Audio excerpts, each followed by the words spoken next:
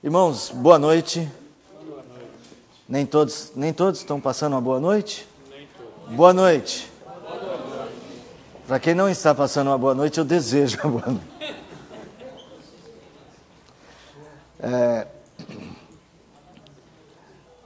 Nossos estudos seguem no tema Breve Catecismo. O Breve Catecismo de Westminster foi escrito para servir de instrução para a igreja, principalmente para os mais jovens. Ele foi terminado na Assembleia de Westminster, e você tinha ali então um resumo da teologia da igreja reformada à época. Eles entendiam o seguinte: era preciso a gente resumir o que a igreja crê, para que os crentes saibam. Que às vezes a gente tem, o que a sua igreja crê? A nossa igreja crê em tantas coisas, existem tantos detalhes da nossa doutrina. Então o catecismo é um resumo disso. E para nós agora serve como um guia, uma espécie de guia, que permite a gente saber os pontos principais que devemos crer, que devemos observar, da nossa fé, para explicá-la, para conhecê-la, para estudá-la, para compartilhá-la. Então, eu acredito que o Breve Catecismo pode ser um instrumento muito importante para a evangelização, se você tiver costume com ele. Quando você se acostuma com o Breve Catecismo, conhece as perguntas, conhece a estrutura que nós estamos propondo para esse Breve Catecismo, então você vai ter um instrumento muito útil para a evangelização, e até mesmo para ensinar as crianças, principalmente quem tem filhos pequenos, em idade de aprendizado ali, 9, 10, 11, 12, até 13 anos, quando você pode sentar com ele e explicar os pontos mais importantes da nossa fé. Então eu acredito o Breve Catecismo ser uma ferramenta muito oportuna para toda a igreja. Abra aí a sua Bíblia em 1 Timóteo. 1 Timóteo. No capítulo de número 3, de 2 Timóteo, 2 Timóteo, capítulo de número 3, o verso de número 14 a 17. Tu, porém, permanece naquilo que aprendeste, de que foste inteirado, sabendo de quem o aprendeste, e que desde a infância sabes as sagradas letras, que podem tornar-te sábio para a salvação pela fé em Cristo Jesus. Toda a Escritura é inspirada por Deus e útil para o ensino, para a repreensão, para a correção, para a educação na justiça, a fim de que o homem de Deus seja perfeito e perfeitamente habilitado para toda boa obra. O catecismo não substitui as Escrituras. Eles são apenas um resumo prático das Escrituras. Mas toda a Escritura é inspirada por Deus. E toda ela é útil. Mas quero destacar aqui a importância de ensinar as Escrituras para os nossos filhos, principalmente nessa faixa etária do aprendizado infantil e adolescente. Como é importante eles conhecerem os princípios fundamentais da nossa fé. E de como é importante conhecer as histórias da nossa fé. Paulo já está falando para um moço que já era um pastor a essa altura, Timóteo, e está dizendo para ele: permanece, Timóteo, o mais importante não é o que você aprendeu comigo, a teologia que você está aprendendo aqui comigo, permanece naquilo que você aprendeu quando criança. Então a gente precisa ter material sólido e material confiável para ensinar para os nossos filhos. Não adianta você pesquisar na internet, a doutrina da salvação na internet. Você vai achar um monte de perspectivas da doutrina da salvação. Mas o que é confiável e o que não é? Você tem que entender que não é só falar de Jesus, é falar certo de Jesus. Então o propósito da igreja presbiteriana, ao ter documentos de fé, confissão de fé, catecismo maior e breve catecismo, é oferecer para todo crente presbiteriano uma ferramenta que lhe permita dizer assim: eu sei que a minha igreja crê, está aqui. Podemos até sentar e discutir algum aspecto daquilo que está ali. Mas está aqui, ó. Você não está enganado. Essa não é uma igreja que a cada dia vai inventar uma nova doutrina. Isso é segurança para você, para a sua família. Eu acho isso muito importante. Então, eu quero que você valorize essas ferramentas. E elas estão aí, gente. Quem aqui que já apertou parafuso com faca de cozinha? Olha, quanta gente apertou parafuso com faca de cozinha. Deixa eu falar um negócio para vocês. Faca de cozinha não é para apertar parafuso. Você estraga a faca e pode ser que você não aperte o parafuso. Para apertar parafuso, a gente tem que usar o quê, gente? Ou uma chave de fenda, ou uma chave Phillips, a chave própria, não é isso? Para as questões de fé, instrumentos e ferramentas próprias. A palavra de Deus é o que pode te instruir na fé. Vi um cartaz, uma camiseta, um versículo num carro, opa, desculpa. Veja até se o versículo está certo. É a palavra de Deus. Agora, é lógico, as nossas ferramentas aqui de fé, gente, é de 1643 a 1648. De 1644 a 1648. Já se vão quantos anos? 400 anos? Um pouco menos? 370 anos, é isso? Quem é bom de conta? Para hoje. Lógico que a gente sabe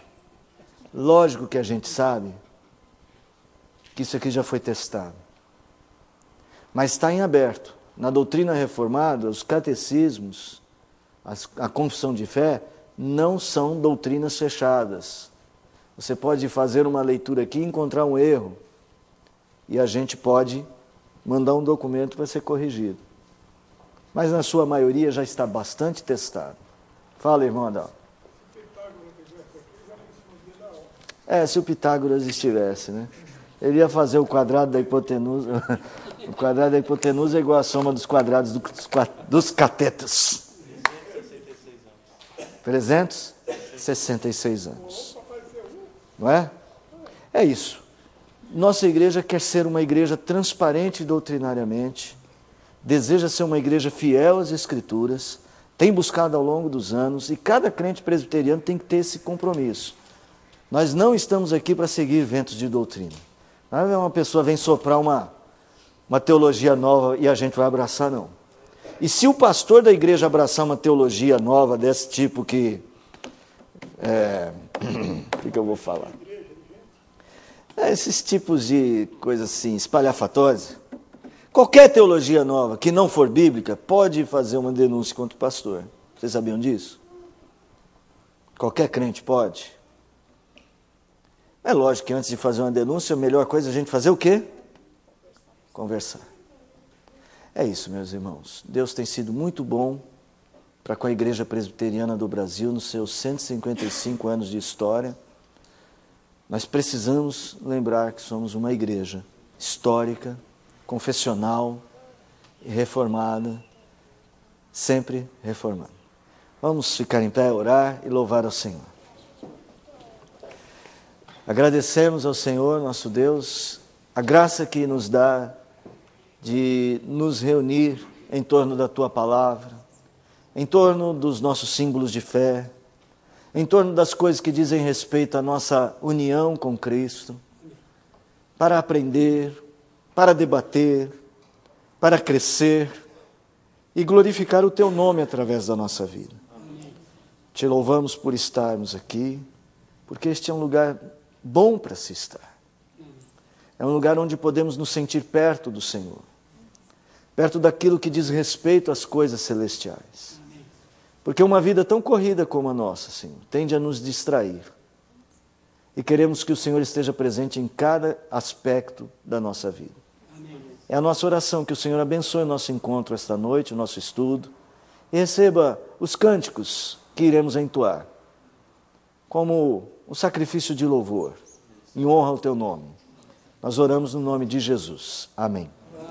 Então vamos louvar ao Senhor. Pode já ficar em pé.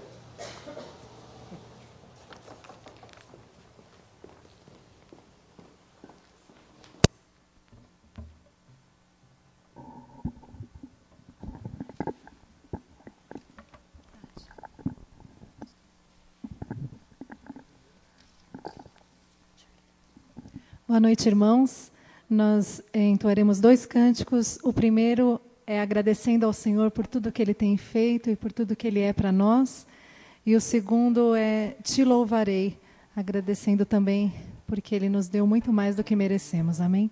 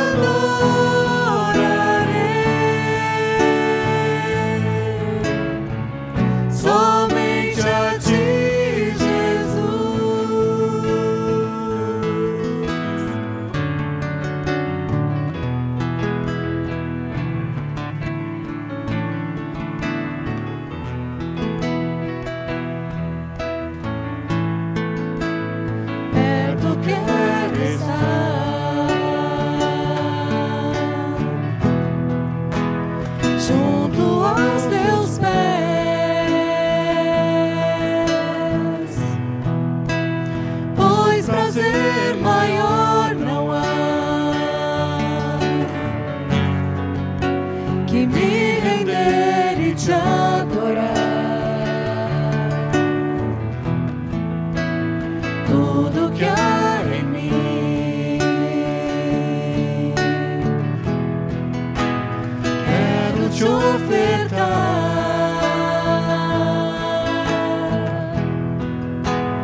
Mas ainda é pouco, eu sei. Se comparado ao que ganhei, não sou apenas servo, teu amigo me tornei.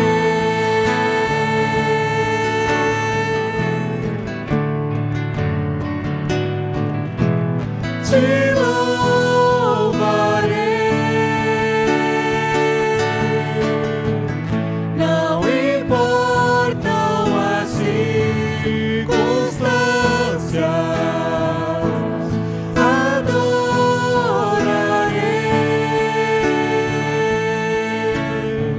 somente a ti, Jesus. Te louvarei,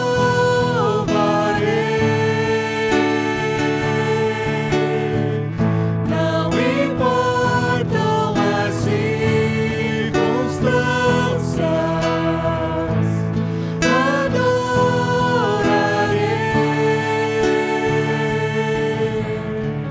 somente a ti, Jesus. Somente a ti, Jesus.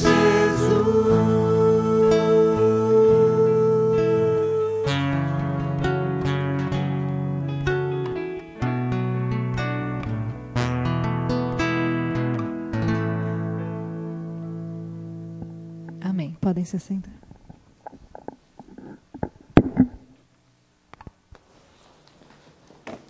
Quem quiser participar do louvor, eu acredito que pode, viu? Pode, Gil? E o que tem que fazer? Cantar. Cantar. Só cantar? Ou tocar, né? Ou tocar, não é isso? Procura a Natália, procura o Gil, para participar nas quartas-feiras. Nós precisamos que mais pessoas participem, porque isso torna o nosso encontro um encontro, como eu vou dizer, mais preenchido. Aqui não é o culto de domingo, aqui é um momento de estudo bíblico, mas há espaço para a gente louvar a Deus como a gente está fazendo, então gostoso. Também as pessoas estão Né? desenvolvendo o talento. Isso também, desenvolvendo, aqueles que estão querendo... Vergonha. Exatamente, quebrando a vergonha. O que mais, Gil? Tudo de bom. Né? Tudo de bom. É isso aí. Então está feito o convite. Se você quiser, procura a Natália, procura o Gil. Vamos trabalhar para a gente ter sempre um espaço, um momento gostoso para todos nós. Tá bom? Bom, vamos lá para o catecismo. Vamos ver se vocês conseguem lembrar as perguntas, a divisão das perguntas e a estrutura que elas representam. Hã? Não, colar não pode. Vamos ver o que vocês conseguem lembrar. São quantas partes que está estruturado o catecismo? Em quantas partes? Aliás, alguém não tem o breve catecismo? Alguém não tem? Nunca viu? Não, aí é tudo, aí é tudo. Está tudo aí, vê se tem 107 perguntas aí. É um breve catecismo. Quem não tem, ao final do culto, me deixa o seu nome e o e-mail, eu vou mandar pelo e-mail para você ter, tá bom? Ah, tá, então aí está tudo já, tá bom? Se tiver 107 perguntas, está completo, tá bom? Então nós estamos pegando o breve catecismo, que é o mais breve, que é o com menos detalhes, vamos dizer, o que é a instrução mais básica da nossa fé, tá ok? Então, dessas 107 perguntas, estão divididas em quantas partes? 7. Olha, ficou fácil, né? 7 partes. Se eu errar aqui na conta, vocês me ajudem, tá? 5, 6, 7. A primeira parte, de que pergunta a que pergunta? Bom, da 1 é fácil, né? Da 1 a 3. E agora, a outra vai da 4 a 12. Não estão colando não, né? Tá bom, a outra vai da 13 a 19, muito bem. A outra vai da 20 a... Essa é fácil, hein? Não, 29. vai dar 30 a 38. Dá 38 a... Perdão, dá 39 a... tá esperto, é só para testar. Só para testar se você está esperto. Dá 39 a... 81 ou 82, gente? 81. Essa sempre... Lembra que eu errei da outra vez? Eu estava achando que era 88. Dá 82 a... 107. Muito bem, muito bem. Vamos lá. Vamos ver agora se vocês lembram que cada parte fala. Sobre o que cada parte fala. Vamos ver? As primeiras 3 perguntas. 1, 2 e 3. Vamos falar assim, o propósito, não é isso? Que é glorificar a Deus e desfrutá-lo para sempre. O que as Escrituras ensinam, como Deus revelou esse propósito e o que as Escrituras ensinam. Tá bom? Então aqui nós vamos chamar essa coisa que ainda é o grande propósito do catecismo, o que ele vai ensinar. De 4 a 12, fala sobre Deus. Muito bem. De 13 a 19, pecados, o pecado e miséria, a queda, o estado do homem, pecado e miséria. Da 20 a 29 que nós vamos estudar hoje, redenção. Muito bem, e sempre focalizando a pessoa do Redentor, principalmente, tá bom? E de 30 a 38, tem a ver com isso aqui, ó. É salvação. Bom, a redenção, salvação está muito próximo isso, mas vamos... Sobre o que é? Vou dar uma dica. Aplicação da redenção, isso. Focalizando principalmente a obra do Espírito Santo. Muito bem. Da 39 a 81, fala sobre o quê? É a maior parte do catecismo. 10 mandamentos. Na verdade, ele vai dizer o que é essas duas partes aqui. É o dever do homem. Lembra? O dever do homem. Aqui é sobre o que a gente deve crer acerca de Deus. E vamos colocar aqui das suas obras. E aqui o dever do homem e o que o homem tem que fazer. Tá bom? Então aqui, 10 mandamentos. E aqui? Fala. Deus não dá os frutos dele para nós. Sim, eu entendi. Ele não dá. Vamos lá. Podemos buscar ele, mas o fruto dele não dá para nós. Não, o fruto dele não dá para nós. Como é que é o fruto dele?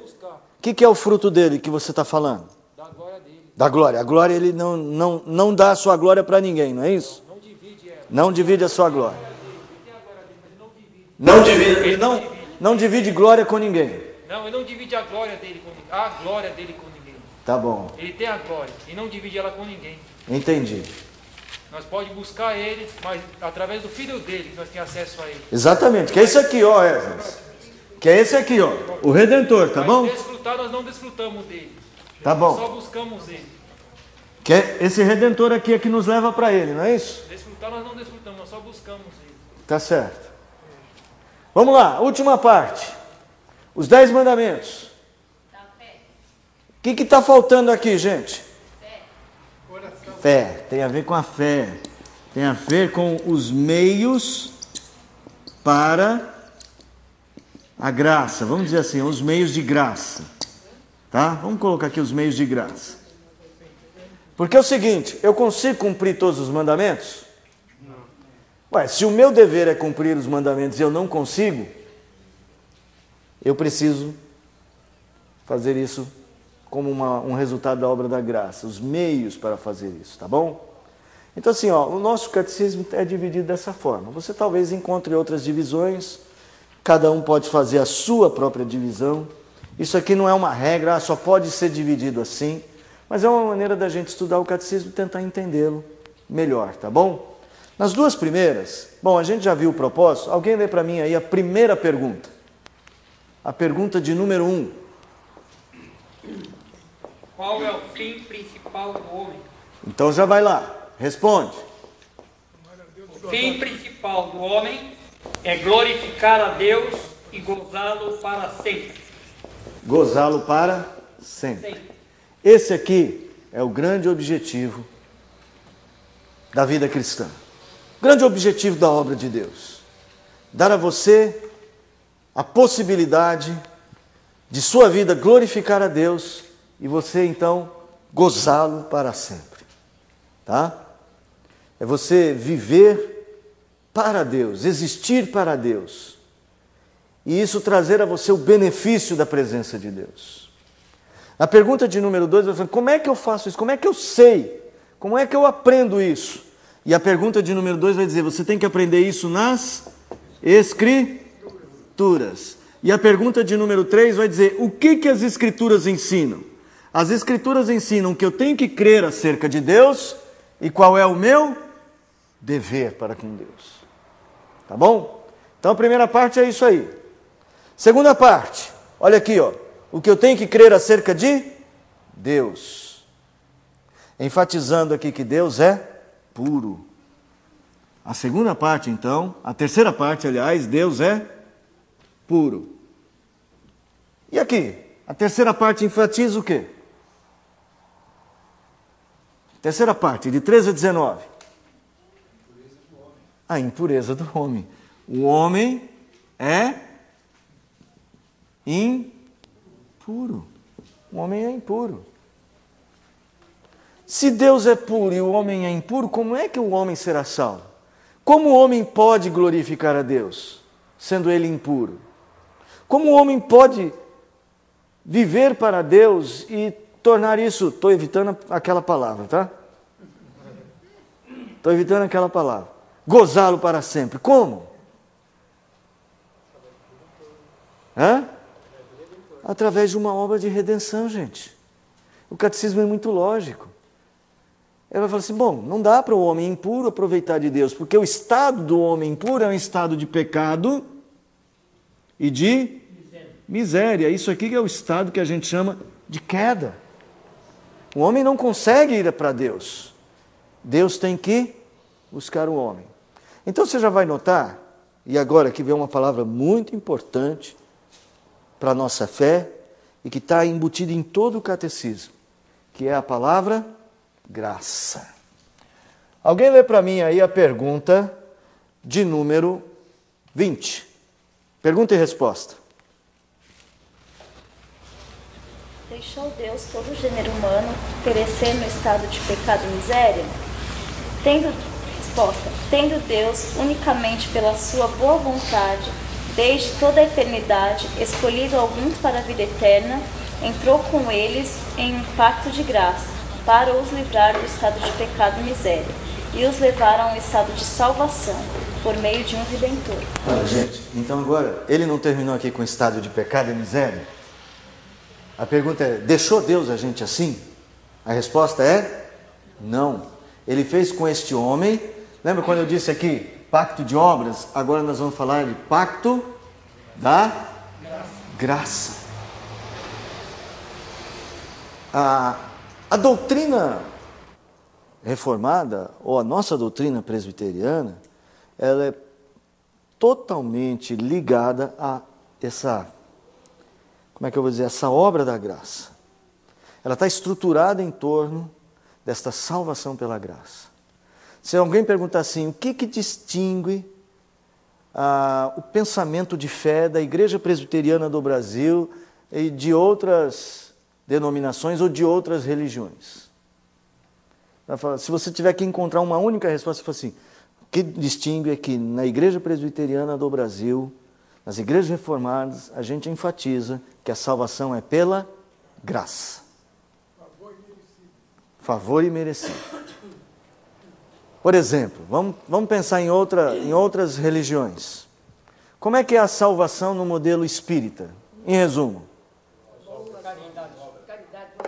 Boas obras. Porque você faz boas obras, elas produzem, vou usar um termo assim, genérico, elas trazem um conceito positivo para você, isso faz você evoluir, e depois você reencarna, evolui mais um pouco, até chegar num ponto em que essas boas obras te libertam do karma.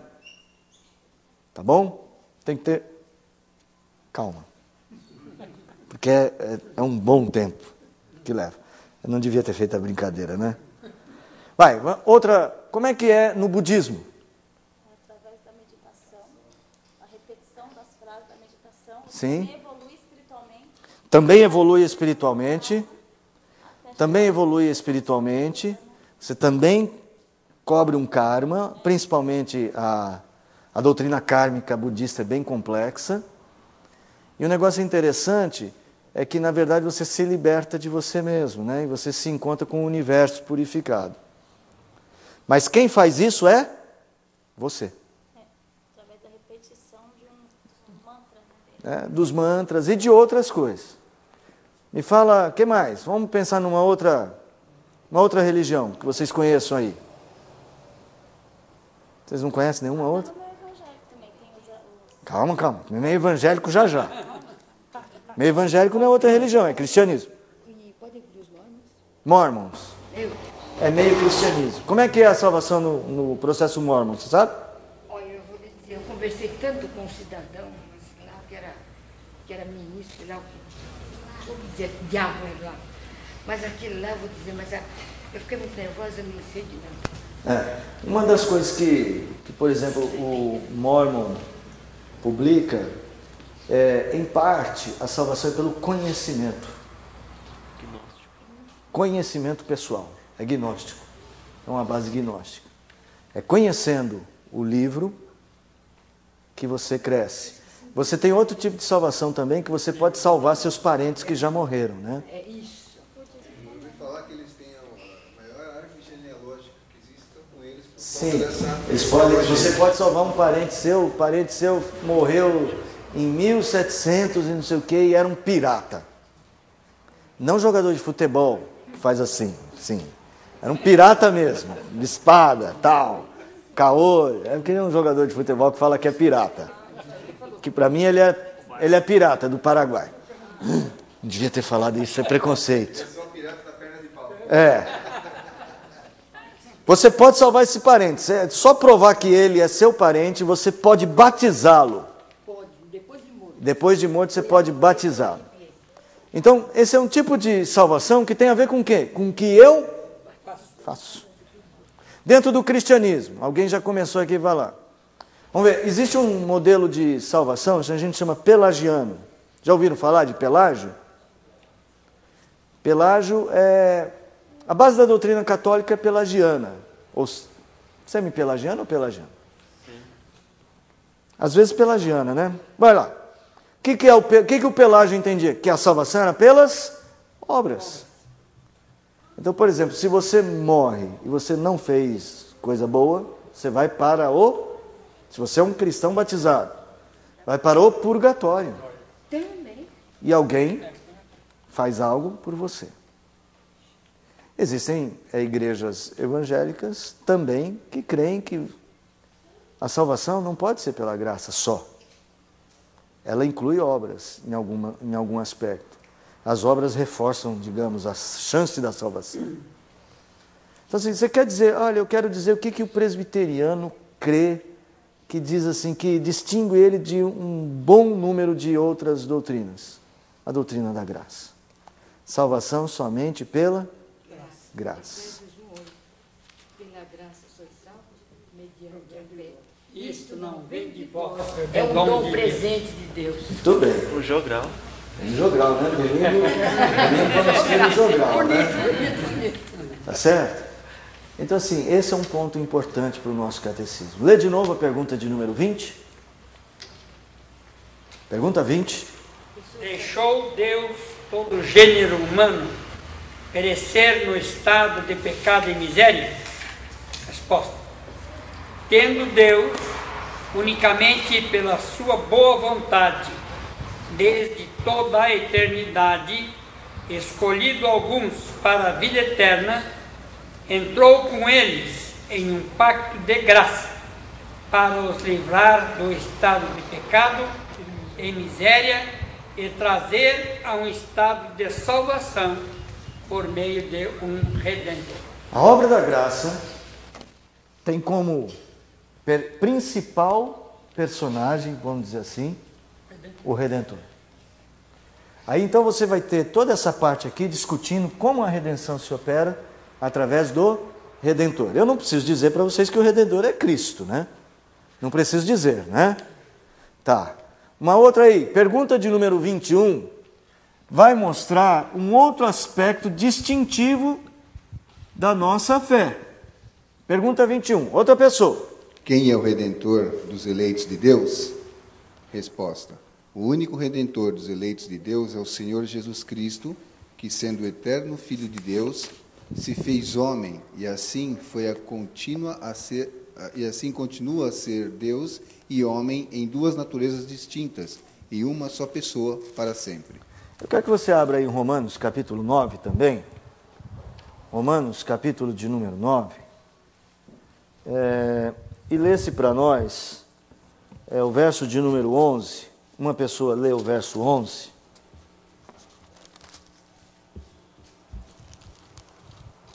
É possível?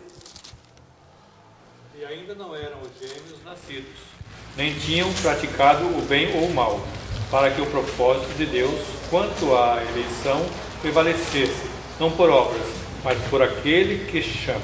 Propósito, quanto à eleição, prevalecesse, não por obras. Eleição e graça caminham juntas. Né? Na nossa fé, toda a salvação é uma obra de Deus. Ela é sempre por graça. Se você é alguém que está encontrando com Deus, está encontrando salvação em Deus, você tem fé em Deus, isso não é uma coisa que você tem porque você é melhor que os outros, ou porque você é mais esperto, ou porque você leu a Bíblia com mais clareza que os outros, não. Porque Deus escolheu você para isso. Aí você olha para os seus próprios pecados, aí quando a gente olha sério para os nossos pecados, o que a gente chega à conclusão? De que se fosse por obras, nós não seríamos salvos. Quando a gente olha a sério os nossos pecados, o que a gente faz com a língua, o que a gente faz com os olhos, o que a gente faz com as mãos, e eu não vou dizer o que é que a gente faz com os pensamentos. O que a gente merece? Cada um fala de si, tá? O que merece? Condenação, pecado. Condenação e inferno. Condenação e inferno. É isso aí, pode falar com todas as letras. Inferno mesmo. O preço foi alto para a gente tomar posse de uma coisa tão boa. Então é preciso que você compreenda este estado de pecado e miséria. Este estado de pecado e miséria, essa é a nossa obra. Nós refletimos o que nós somos. O estado. Qual é o estado nosso? Qual é a nossa condição? Pecado e miséria. A salvação é uma obra da graça. Então você está vendo aí já na pergunta de número 21, ele está tratando com um grupo muito específico. A fé cristã, reformada, presbiteriana, ela trabalha com isso, com esses elementos. Isso distingue a gente de outras denominações. Alguém aqui foi criado em outra denominação evangélica? Você não vai. Falar nisso, eu não apresentei para vocês nosso visitante, reverendo Marcos Kleber. É a primeira vez que está conosco hoje. Seja bem-vindo, reverendo. Tudo bem? Eu nem pedi a sua bênção hoje. Sua bênção. Ficou bonito na foto, viu? Eu vi as fotos aí. Tá bom? Você não, reverendo não. Outra pessoa. Tem alguém que foi criado em outra denominação evangélica, não presbiteriana? Olha, até os 9 anos eu fui criada na igreja congregacional. Congregacional era calvinista até pouco tempo atrás. Eu não sei como é que está hoje. Mas tem um problema lá. Tem, né? Terrível, que agora eu vou dizer para os irmãos Não diga, que me não. desesperou por muito tempo. Lá, mais ou menos da igreja batista, que eu tenho sobrinhas, perde a salvação. Perde a salvação, né? Desespero, meu. Cometeu pecado grave, perde a salvação. Meus amados irmãos, que desespero. Gente, se cometer pecado grave, perdesse a salvação no meio presbiteriano, Tinha alguém. nós presbiterianos estávamos no buraco. Tinha alguém salvo? Hã? Tinha alguém salvo? Tinha alguém? É isso que ele acabou de dizer. Isso seria de nós. O caso é o seguinte, eu tenho um vizinho que é da igreja que está no Brasil.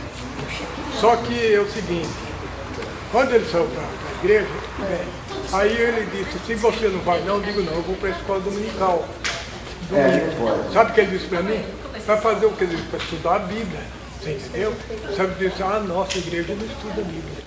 Gente, eu fiquei triste.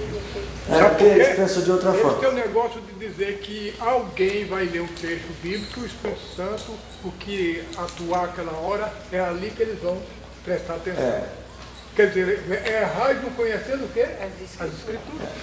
O que a gente tem aqui, esse aqui é um divisor de águas. Se você conhecer outras igrejas, você vai ver que essa doutrina da eleição é um divisor de águas no meio evangélico em geral. É um divisor de águas. Muita igreja acha que essa é uma doutrina demoníaca. Eu já ouvi um famoso pastor da televisão, um que fala bem bravo, um que ele nunca falha, nunca esquece a mala. Chega, não fala mais nada. Todo mundo não entendeu. Eu já ouvi ele falando que era uma doutrina demoníaca. A eleição e a predestinação? Agora é o seguinte. Eleição e predestinação. Uma está ligada à outra. Então o que eu queria mostrar para vocês é o seguinte. Para o nosso sistema, vamos respeitar o sistema dos outros. A nossa crença, ela difere. Eu só estou dizendo que ela difere. Ela difere e esses são os dois pontos principais. A eleição sempre pela graça, a obra sempre pela graça, e ela é eficaz nos eleitos. E por falar em eficaz, já a gente vai falar sobre vocação eficaz. Esse nosso Redentor, como é que ele faz essa obra? Isso é importante, tá bom? Como é que o Redentor faz a obra? Alguém lê aí para mim a pergunta de número 25. Deixa eu ver se é 25, se eu não estou pulando. Não, mas eu não vou pergunta por pergunta, não. Vou saltando um pouquinho. Não. Não é isso, não. Não? É a 23. 23. Quem está com o microfone? Vai lá, 23. Que funções exerce Cristo como nosso Redentor? Resposta. Cristo, como nosso Redentor, exerce as funções de profeta, sacerdote e rei, tanto no seu estado de humilhação como na exaltação. Então você vai ver que agora sobre o Redentor, ele vai falar sobre as funções de profeta, de sacerdote e de rei. E vai falar sobre o estado de humilhação, a humilhação do Redentor e a exaltação do Redentor. Tá? Então o que ele vai falar sobre o Redentor é exatamente isso. Ele vai dizer assim, como ele exerce a função de profeta, como ele exerce a função de sacerdote, como ele exerce a função de rei. A função de profeta ele exerce ensinando a palavra. Ensinando a palavra. A função de sacerdote ele exerce porque ele ele deu a si mesmo como sacrifício. E a função de rei ele governa sobre nós. É assim que ele exerce essa função. Depois vocês podem ler as perguntas aí, tá bom? Que são as perguntas que se seguem, a 24, a 25 e a 26, ok? E depois na pergunta de número 27 e 28, você vai ver que ele vai tratar dos estados de humilhação e de exaltação. O que eu preciso saber sobre Jesus? Sobre o meu Redentor? Eu preciso saber sobre o meu Redentor que ele é meu Redentor por graça, não por meu mérito. Não sou eu que busco ele, é ele que me escolhe, ele que me busca. E o que é que ele faz depois que ele me busca? Ele me ensina, ele paga o preço por mim e ele governa a minha vida. O que mais que eu preciso saber sobre ele? Que ele se fez homem, mas que ele agora é rei. Gente, isso é um resumo. Não vai falar, mas o catecismo não fala nada sobre Jesus ter ficado sepultado. Não, ele fala que parte do estado de humilhação dele é ter sido sepultado. Pode ver aí na pergunta de número 26, é isso? Qual que é? Na 27. 27? Na 27.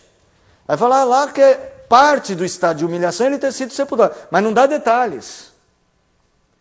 São as doutrinas macro. Depois você pode estudar os detalhes, tá bom? Alguma pergunta até aqui sobre o nosso Redentor?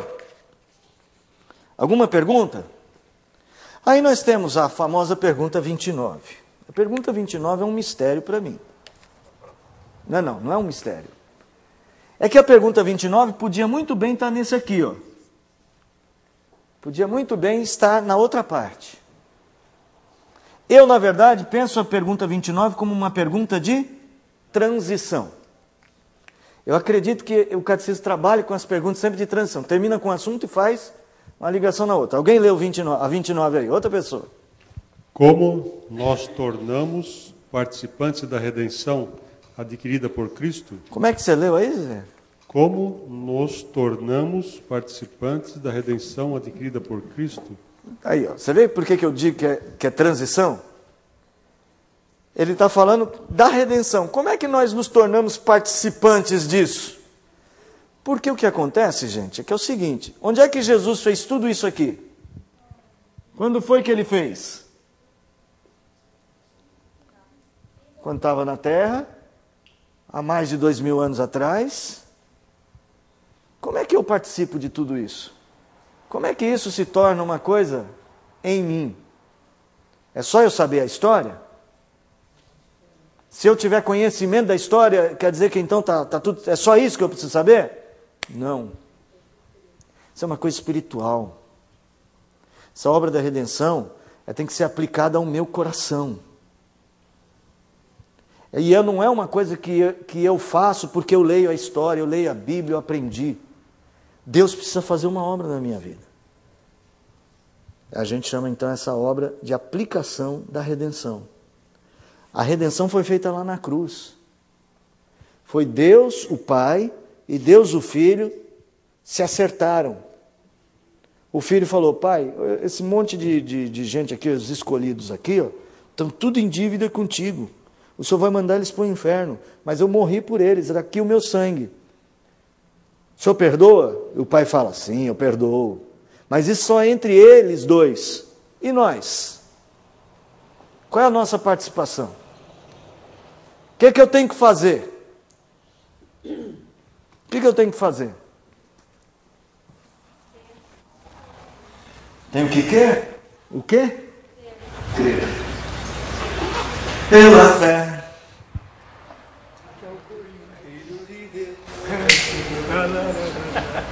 Pela fé no Filho de Deus, sou o quê? Mais que vencedor. Tinha um pessoal aí da Comunidade da Graça, amigos do Marcos, né? Vieram visitar. Né? E o Marcos falou: você viu como é que é Como é que é, Marcos, que foi a conversa de vocês lá? O culto calvinista lá? Aí falou assim: culto calvinista, mas vocês cantaram a música da Comunidade da Graça. Eu falei que foi uma homenagem a eles. Foi uma homenagem a eles, hein? Gente, é assim. Sem fé é impossível agradar. Sem fé é impossível agradar a Deus. De fato, o nosso Redentor fez a obra sozinho. Sozinho. E você está aqui, ó. E você não tem o que fazer. Você você nem sabe se é ou não um escolhido. Você está no mundão aí andando perdido.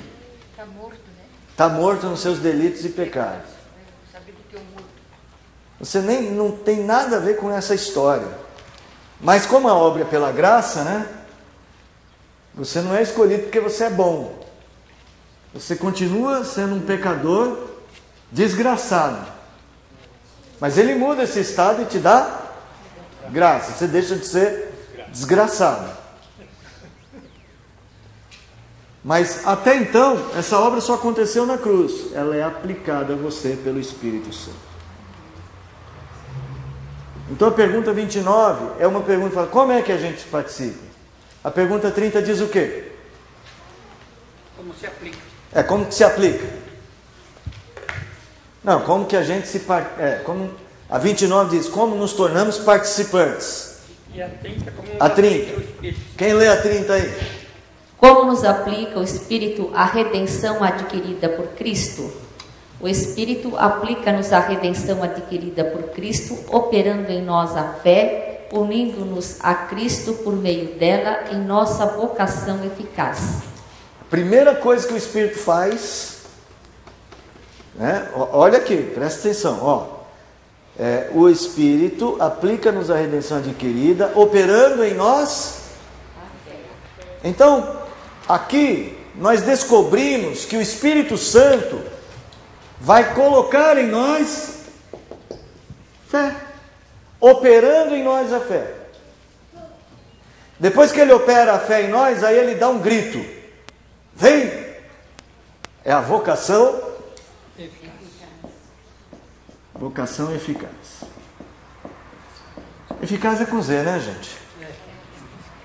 Então eu também fui eficaz na escrita. Vamos lá. No nosso sistema de salvação, a pessoa senta aqui para ouvir o sermão. Todo mundo ouve o mesmo sermão. Um se arrepende, se converte, outro não. O que aconteceu? O que aconteceu? A fé? Não. Não é fé eficaz aqui. A ação do Espírito Santo, ele agiu em um e não agiu em outro. Por que não agiu no outro? Melhor, por que agiu no um? Não deu crédito? Tem outra resposta? Porque é obra da graça, é isso aí, meu amigo. Agora, pode ser que aquela pessoa que hoje ouviu e nada, amanhã ouviu e nada, depois de amanhã ouviu e nada, daqui a um ano vai ouvir? Se arrepende e aceita. Se arrepende e aceita. Foi a hora. Quantos já não ficaram no banco de igreja, dando risada, jogando joguinho, fazendo de conta que estava ouvindo, o pastor falava, ele balançava a cabeça. Ficar com aquela cara de prestar atenção.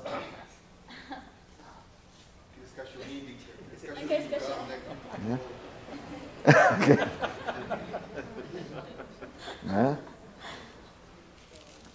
O pastor falava assim, aí chegava em casa e perguntava: o que o pastor falou? O pastor falou. Porque pastor só fala. O pastor falou do pecado. E o que ele disse? Que ele era contra. Né? Não, tá. É porque, gente, mas há um momento em que o Espírito opera a fé e ele faz o chamado eficaz. Porque tem hora que o Espírito chama, porque no sermão o pastor termina assim: e você, pecador? Desgraçado pecador. Isso porque não tem graça ainda. Não está na hora de se converter a Cristo? Aí um levanta a mão: passou da hora. Aí o outro não fala nada. Houve chamado para os dois? Houve. Foi eficaz para os dois? Não. Ela trabalha com esse conceito. Agora, nunca se desespere. A pessoa sentou, ouviu, o pastor falou e ela foi embora. Nunca se desespere. Porque a gente não controla o Espírito Santo. E a gente pode se converter. O chamado do Espírito Santo não depende do púlpito. Não depende do pastor ser bom. Do reverendo Marcos Kleber ser bom. Não, é obra do Espírito Santo. Tá? Então é bom que a gente perceba isso. Tá ok? Pode falar, Valdemar. Uma experiência que normalmente o reverendo Djalma Franco, que é meu irmão. Eu ia perguntar, você conhece ele? Conheço um pouquinho. Ele diz o seguinte: quando o pregador está falando, ele quer que todos prestem atenção, que todos aceitem a salvação e que todos saiam purificados do tempo. Sim. Essa é a impressão que ele tem no si. Eu acho que ele tem que ter essa convicção. Esse desejo, né? Agora, se ele levantar lá e falar assim: eu vou pregar hoje, mas estou querendo que todo mundo saia daqui sem crer, aí complicou. Não dá, né? Não, aí complicou. Aí lá na porta, ele conversando com algumas pessoas, Então ele percebe aquele que realmente aceitou, aquele que saiu modificado e aquele que entrou e saiu a mesma. Percebe, mas nem sempre, viu? Nem sempre. Nem sempre. Pode falar. Eu me converti com 16 anos. Aos 16 anos. Foi ontem. Mas eu fui à igreja pequena. Sim. Algumas vezes alguém me levava para a escola dominical. Aos 16 anos, eu fui de livre e espontânea vontade à igreja. Cheguei lá, quis eu quero me converter hoje, quero ser... Pode falar do jeito que a senhora quiser. Eu falei, hoje vou levantar minha mão lá na igreja. Ele fica com medo de Só que ser aquele dia, exageradamente calvinista. Não, isso faz errado. aquele dia, ninguém não fizeram apelo. Mas eu fui lá, conversei com o pastor, falou, quero ser crente. Mas eu não entendia nada. Mas a senhora sabia que era bom. Só sabia que era bom, que não fazia mais ou menos errado, essas coisas. Mas na verdade eu não sabia por que ser crente. Foi depois ouvindo que eu vim a entender o que é ser crente. Sim. Mas na época Mas que eu fui à igreja porque foi uma operação de Deus na minha vida. Porque meus pais, minha mãe não ia, minhas irmãs não ia, ninguém ia, só eu resolvi ir. Isso. Porque eu ia de pequeno. Pequeno tem que ser pequeno. Deixa eu levar sua filha na igreja, na escola dominical. Eu ia na escola dominical, ia nas igrejas, fui em várias congregações, Assembleia de Deus, Batista, tudo, mas também não entendia nada. Veio com 16 anos, começou a fazer sentido tudo aquilo. Aos 16 anos eu resolvi. Não dá para eu saber exatamente. Não sabia, não entendia nem porque Jesus tinha morrido por mim. Então, nem sabia. Mas havia uma fé. Ela não sabia explicar o que estava acontecendo, não entendia tudo, mas havia uma fé que ela falou assim, eu preciso disso. Isso é chamado do Espírito Santo. A gente não é chamado porque a gente entende tudo.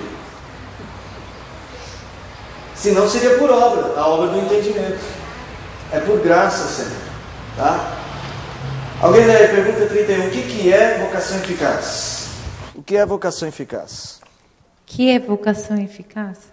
Vocação eficaz é a obra do Espírito Santo, pela qual, convencendo-nos do nosso pecado e da nossa miséria, iluminando nossos entendimentos pelo conhecimento de Cristo e renovando a nossa vontade, nos persuade e habita a abraçar Jesus Cristo, que nos é oferecido de graça no Evangelho.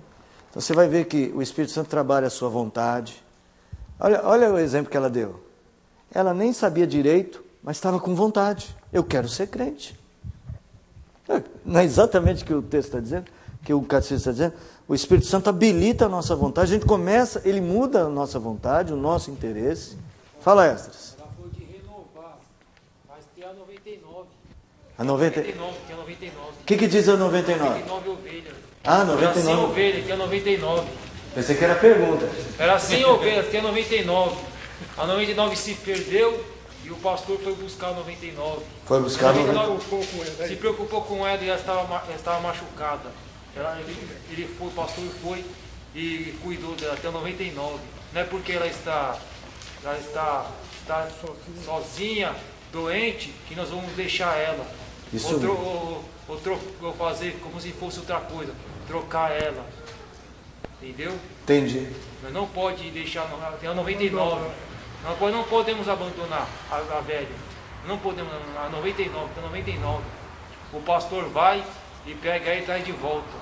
Se nós abandonar uma ovelha, nós vamos querer ela de volta. Se nós abandonar uma ovelha, nós vamos querer ela de volta. O pastor não pode abandonar as ovelhas. E o pastor vai e busca a ovelha dele. O problema é que hoje em dia tem mais do que uma só se perder, né? Tem as 99. As ovelhas que saem, o pastor busca. É isso mesmo. O pastor busca ela. Deus ilumina. Ela pode sair, o pastor busca ela. É isso aí, agora vamos em frente. Deus ilumina, Deus busca, Deus muda a vontade, tudo isso é obra do Espírito Santo. Tá bom? Vocação eficaz é esse trabalho de nos convencer do pecado, é esse trabalho de transformar o nosso coração, E aí, convencido do pecado, a gente se arrepende. A gente recebe o Redentor, que é oferecido gratuitamente. Nós vamos ver aqui as obras que o Espírito Santo opera em nosso coração. Você vai ver a pergunta 33 é sobre... A pergunta 32 vai falar das bênçãos que a gente recebe. Tá certo? Olha lá. Quais são as bênçãos que a gente recebe? Nesta vida. Aqui vai ser interessante que a gente vai ver o seguinte. Essas bênçãos estão divididas em 3 etapas. Quais são as bênçãos que a gente recebe nesta vida? Quais as bênçãos que a gente recebe na hora da morte? E quais as bênçãos que a gente recebe na ressurreição final? Ok? Quais são as bênçãos que a gente recebe nesta vida? Pergunta de número 32. Olha lá, gente. Justificação, adoção e santificação. E acho que estou lendo. É isso aí. Justificação, adoção, santificação. Perguntas 33, 34, 35. Adoção, eu me torno filho de Deus. Justificação, Ele perdoa o meu pecado. Santificação, Ele vem me transformando dia a dia. Tá ok? Depois vocês leem as perguntas e veem como é que elas são explicadas. Veja só, quais são as bênçãos que acompanham nesta vida a justificação, a adoção e a santificação? Pergunta de número 36. Vai lá, quem lê pra gente? Quais são as bênçãos que nesta vida acompanham a justificação, a adoção, a santificação ou delas procedem? As bênçãos que nessa vida acompanham a justificação, a adoção, a santificação ou delas procedem são certezas do amor de Deus, paz de consciência, gozo no Espírito Santo, aumento de graça e perseverança nela até o fim. Vamos usar só uma terminologia correta? As obras do Espírito são adoção, justificação, santificação. Quais são as bênçãos que acompanham essas obras nesta vida? Então você está vendo aí, quais as bênçãos que acompanham nesta vida? As perguntas seguintes, quais as bênçãos que acompanham na vida, no estado, na morte? Pergunta de número 37. E quais as bênçãos dos crentes na sua ressurreição? Ok? Gente, o que eles entenderam que era importante que a gente soubesse? Vamos olhar aqui para esse esquema. Que é importante que a gente soubesse que o nosso Redentor, oferecido de graça a nós, Ele nos salva e a sua obra é aplicada ao nosso coração por meio do Espírito Santo. Este Espírito Santo nos chama, opera em nós a fé e nos chama para si mesmo. E aí Ele opera estas obras, adoção, justificação e santificação. E estas obras vão produzir efeito na nossa vida, na nossa morte e na nossa vida futura. Então, assim, é como se Ele resumisse tudo que o Espírito Santo pode fazer por você. Eu acredito que, assim, tem mais coisas, tem detalhes. Aqui não fala, por exemplo, detalhadamente sobre dons, sobre ofícios na igreja. Mas aqui fala resumidamente tudo que o Espírito Santo pode fazer na sua vida. Se você ler uma pergunta como a 37, por exemplo, na hora da morte, a alma dos fiéis na hora da morte é aperfeiçoada em santidade. Você é pecador, e você, morre. A hora que você morre, a sua alma, ela é aperfeiçoada imediatamente em santidade. É isso que está dizendo aqui, ó. E imediatamente entra na glória. Muita gente pergunta assim para mim ainda hoje, né, crente presbiteriano, o que acontece com a nossa alma quando a gente morre? Eu vou começar a responder assim, pergunta 37, do breve catecismo. Você não tem dúvida? Só um minutinho, deixa eu só completar esse pensamento. Você não tem dúvida sobre essas coisas? O que a minha igreja, o que a sua igreja crê sobre a alma? Você encontra lá o crente, ele está lá no ônibus, né? Você aqui no ônibus, só pensando na marmita, o que você pôs na marmita, tal, e tá lá, balançando, tal. Aí o cara encosta em você assim, e aí, tudo bem? Graças a Deus. Você é crente? Eu também sou. Aí você fala assim, de que igreja? Ele fala, da igreja, blá, blá, blá, blá, blá, blá, blá. Eu sou presbiteriano. E ele fala, o quê? Presbiteriana. Ele faz de conta que entendeu. Presbiteriano. Aí ele fala assim, vem cá, o que a sua igreja fala sobre a hora que a gente morre? Vai para onde? Tá. Aí você fala assim, aí você que é um crente presbiteriano de primeira, você pega do seu bolso, você puxa o seu catecismo. Aí você fala assim, pergunta de número 37. Quais são as bênçãos que os crentes recebem de Cristo na hora da morte? Resposta, a alma dos fiéis, na hora da morte, é aperfeiçoada em santidade. Ou então você quer mostrar mais conhecimento, você chega para ele e fala, a alma dos fiéis, na hora da morte, é aperfeiçoada em santidade. E entra imediatamente na glória. E o corpo? O que continua? O corpo? Aí você fala assim, e o corpo continua unido do lado de cá.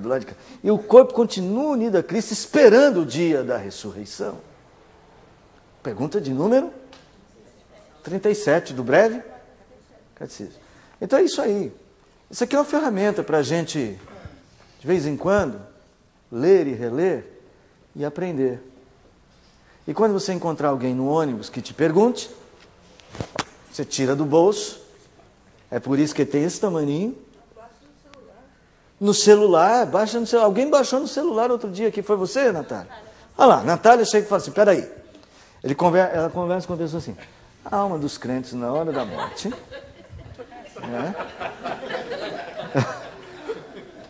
É isso aí, gente. Eu quero que vocês não tenham medo deste documento tão precioso, que fala de forma tão clara e tão específica sobre o que nós cremos a respeito de Deus e da obra que Ele fez e faz por nós. Desculpa, Sr. Adalto, não dei a palavra para o senhor. Pode falar, Sr. Adalto. Eu vou fazer igual no debate político. O senhor tem 3 minutos para a réplica. Eu sempre, quando eu vou ao Paraná, eu visito uma colega da minha mãe, que as duas eram professoras ao mesmo tempo. Certo. E ela aceitou Jesus, ela frequentou a igreja e tudo. Aí é o seguinte, ela disse para mim que ela tem medo da morte. Meu irmão, eu fiquei sem achar material suficiente para pegar e explicar para ela. Você entendeu? Eu gostaria que você me desse uma explicação. Por que ela vai ter medo da morte? Será que... Porque ela não conhece a pergunta 37 do nosso catecismo. Se ela conhecesse e entendesse que a morte faz você ir direto para a presença de Deus... Eu tenho um tio que não tem medo da morte. Ele tem 111 anos. Ele está vencendo, todo ano ele vem, de novo ele está vencendo. O meu primo falou assim que, esse primo que esteve aqui na sala de aula, ele falou domingo assim, olha, ele já driblou ela várias vezes, ela não está encontrando ele. Lúcido, isso que é bom, né? Lúcido. Eu quero chegar pelo menos aos 80 assim. Oi? Está com medo dele. Eu acho que ela anda fugindo dele. Ele conhece a pergunta 37 do catecismo. Mas é isso aí, gente, tá bom? O nosso breve catecismo é uma boa ferramenta. Semana que vem nós vamos ver esses 2 outros aspectos. Aqui, gente, a gente só vai ver as estruturas e as perguntas diferentes, tá? Nós temos algumas perguntas que fazem tratativas diferentes. Então nós só vamos ver as diferenças, mas ela segue uma estruturinha bem igualzinha assim. Qual é o mandamento? O que está proibido? E quais são os pecados proibidos no mandamento tal? Tá bom? E aí nós vamos ver onde que eles diferenciam. Principalmente no 4º mandamento, que é sobre o quê? 4º mandamento. dia do descanso. Então ali tem uma diferenciação, uma explicação da mudança do dia do descanso para o domingo. Tá bom? Alguma pergunta? Quem não tem o breve catecismo, por favor, depois dê o seu nome aqui. Se possível, já com o e-mail anotado no papel, para a gente passar. Tá bom? Aí você imprime em casa. Oi? O que tem a Cat? O que você fez, Cat? Nada? Você é inocente, fala. Eu sou inocente. Né? É que eu emprestei o meu pra ela, tô falando que ela poderia ficar comigo, e depois eu pegava com o senhor. Ah, tá bom. Tanto faz, Cida, o que você preferir. Tá? Vamos louvar o Senhor mais uma vez? Vamos cantar o primeiro. Eu quero insistir, se você gosta de música e quer cantar para o Senhor, às quartas-feiras, você procura aí a Natália, procura o Gil, e eles vão incluir vocês nesse trabalho aí do louvor da quarta-feira. Não procura a Renata não, porque...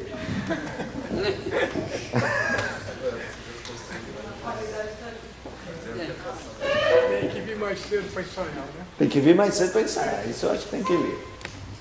Eu ia cantar uma capela, Tem o quê? Ah, então, pronto.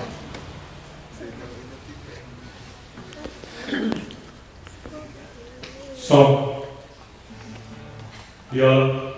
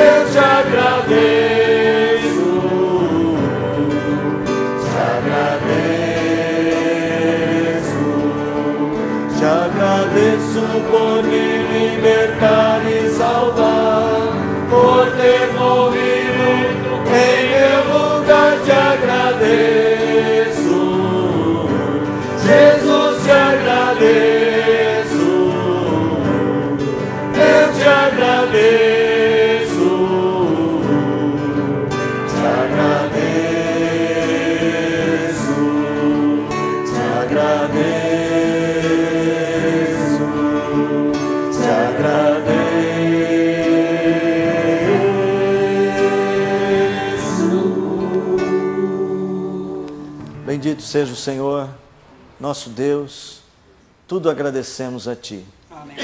Agradecemos porque Teu Filho, o nosso Redentor, veio nos resgatar do nosso estado de pecado e miséria. Amém. E que Teu Espírito aplicou ao nosso coração e nos convenceu, ó Pai bendito, deste estado de pecado e miséria. E nos trouxe para o reino do Filho do Seu amor. Amém.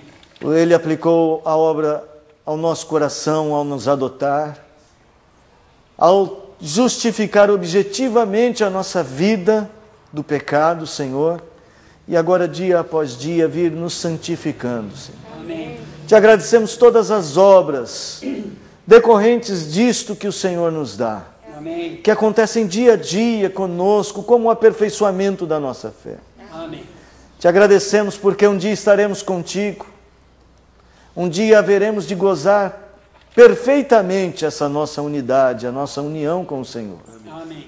Mas até que ela se complete, Pai, aumenta a nossa fé, Amém. aumenta a nossa obediência, Senhor. Amém.